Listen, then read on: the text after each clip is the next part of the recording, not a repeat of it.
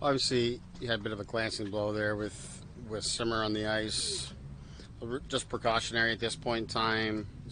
We'll evaluate him in the morning and take it from there. What stands out to you about the way John Tavares came into camp this year? Focused, I would say, which is something you could probably always say that for John, but I just feel he's taken it to another level. I mean, as an organization and as a team here, since camp started, we've talked about raising the standard that we had last season, and I would say just John's is as focused as I've ever seen him. Which, as I say, he is a very focused and committed guy, but I just feel it's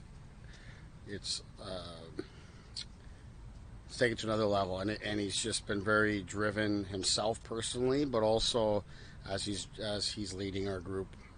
I think he's in a really good place there as both a great player for us in terms of him getting back to his health here and get ready for the season, but also as our leader. What does that mean, raising the standard? How do you define that?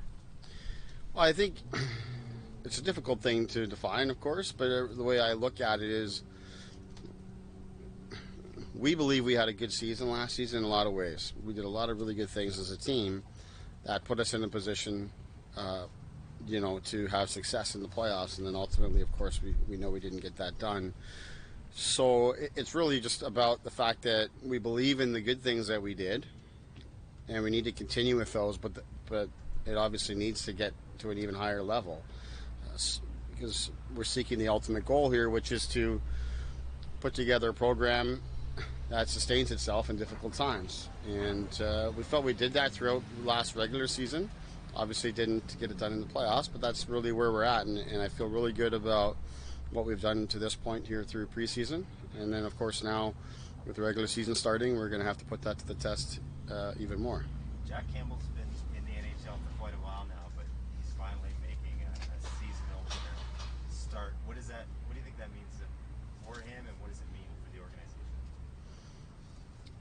I mean, it's a great accomplishment for him, as we know, and it got talked about a lot last season. He's been through a lot to get to this position.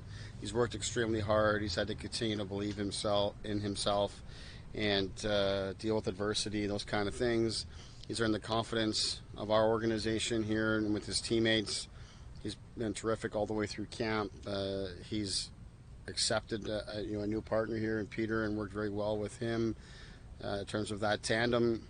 So I'm excited for him for this season, and I mean, it wasn't even a question of who was going to start this game all off season, all through camp. He's never given us a reason to think anything different. Have you seen a maturity in Dermott on and off the ice in the years that you've known him leading up to this season?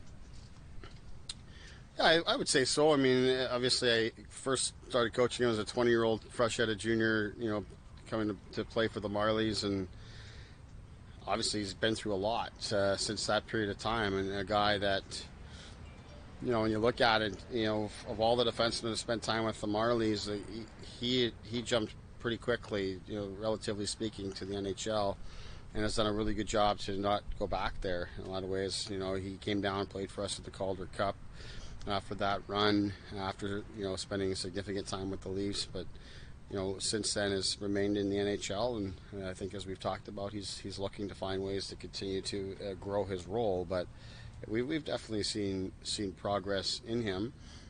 We've also, at the same time, seen progress in our other guys. Liljegren, Sandin, these guys have taken steps too. So that's all part of it. With the increased competition, as you commit, draft picks to defensemen, first-round picks, there's going to be competition there, and that's where we're at right now. Is there an area offensively you'd like to take a step this year? For us as a team? I mean, I think in the regular season last year we were pretty good in lots of areas. The power play is the most significant piece offensively. We would want to get better in, of course. And last season we started off very well and didn't sustain it throughout the second half of the season. So consistency is really what it's all about in all areas of our game, but especially offensively, and then especially on the power play. It's just remaining even keel, just continue to work day to day. and looking to get a really good process in place that can give us a chance at sustained success. Why is Jason a good fit in Austin's absence with those top guys, the top unit? Well, we just looked at playing on that flank, on that side of the ice, even though we've been using primarily left-handed players through camp as placeholders for Austin. As we're going now and playing for real, and we've looked at it, obviously Mikheyev's not available here for us now. I thought he had done a pretty good job there in that spot.